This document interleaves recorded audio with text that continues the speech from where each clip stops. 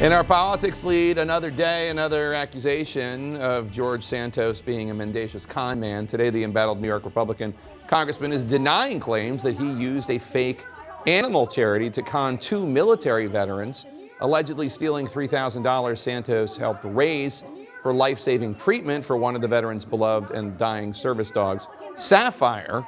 CNN's Eva McKen joins us with details on this awful story. I mean, he literally was taking advantage of a homeless veteran trying to get money to help his dog? Well, that's what it certainly sounds like, Jake. The Navy veteran was connected with Santos, who at the time, as our viewers know by now, he goes by different names, was going by different names. He was going by the name Anthony DeVolder. Rich Ossoff's dog, Sapphire, had a tumor. Santos posted on Facebook using the name George DeVolder, so another name there, soliciting funds through GoFundMe for the vet and his dog. Now, the Facebook post, Santos wrote in part, said, "Will you help this baby and her daddy stay together for a few more years? Does he not deserve to have her? Let's all come together to help this family of two stay healthy." But when Ossoff, he tried to retrieve the money, he just kept getting the runaround from Santos. And Santos never transferred the $3,000 to the veteran. Now, Santos told the news outlet Semaphore that this story, first reported by Patch, was fake and that he had no clue who this is. And CNN reached out to Santos as well. We will tell you when we hear back from him. But it sounds very devastating, Jake. Eva, what do police have to say? What does GoFundMe have to say? And I hesitate to ask because I think I know the answer. Whatever happened to Sapphire? So Sapphire unfortunately died about 6 months after the last contact with Santos. Ossoff said he didn't get very far with the police when he alerted them. Ossoff was forced to panhandle for the money to pay for her euthanization. He described this as really devastating and dehumanizing. GoFundMe tells us they did remove the fundraiser from its platform after receiving a report about it. In a statement, they said, "When we received a report of an issue with this fundraiser in late 2016, our trust and safety team sought proof of the delivery of funds from the organizer.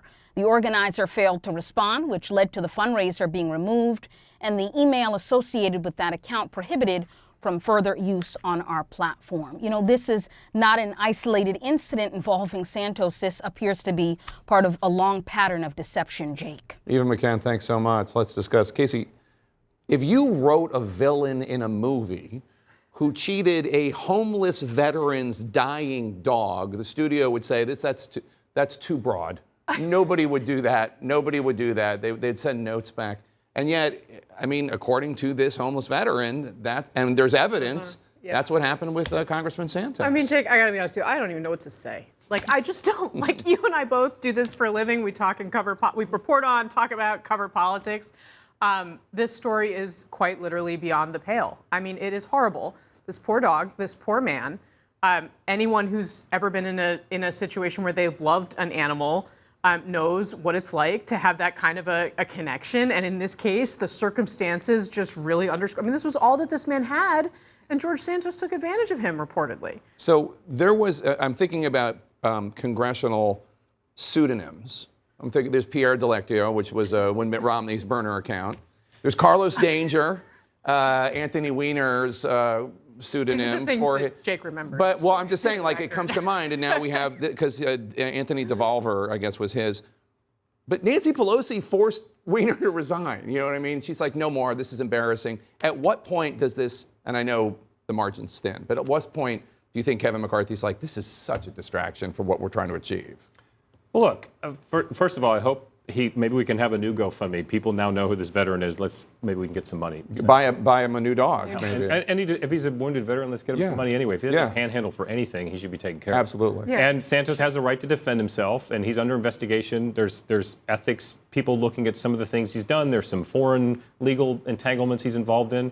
I think the Speaker's position is let's let that play out. We don't need to jump ahead of that. He was elected by the people of his district, and he has constituents to represent, and so until we know anything else, look, the bigger picture to me is this is a freshman congressman on the Small Business Committee. Yeah. This is not the end of the world. This is not someone who's in charge of nuclear secrets.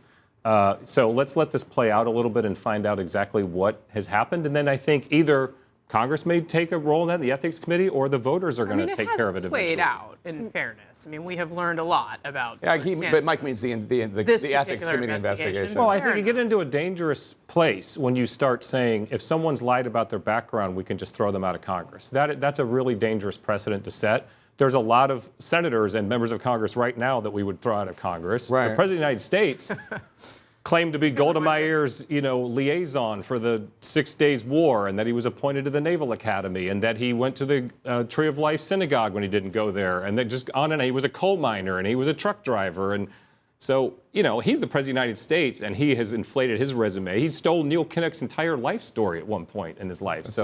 Deep cut. Back to Well, 1988. Yes. What do you think? No, I mean, in some ways, politically, it's a problem for Republicans because he's an avatar, albeit an extreme avatar of the chaos that's really beset the party, right? And it's all connected. The reason that Kevin McCarthy is in this conundrum is because he has a narrow majority, a narrower than expected majority, and it's because they can't appeal to independent voters, a broader swath of the electorate, and then you hold up, if you're a Democrat, you hold up Santos. That's not going to get you any more votes. What do you think?